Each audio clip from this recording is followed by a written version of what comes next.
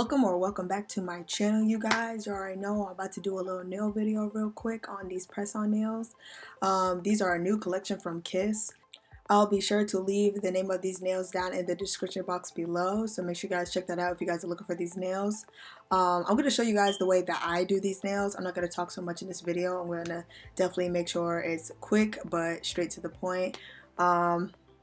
If you guys love videos like these, let me know down in the comments down below, and I'll be sure to give you guys more content on this.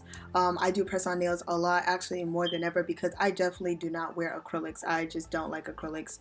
And if you are actually looking for why I don't like acrylics, there's another video somewhere on my channel explaining that. And I'm sure after this video you shouldn't want to wear acrylics either. You can look poppin' for an affordable price. These nails were, I swear, $11 the most, and that's including tax. So go ahead and get yourself a pack, please and thank you. Yeah. So without further ado, let's get right into this video.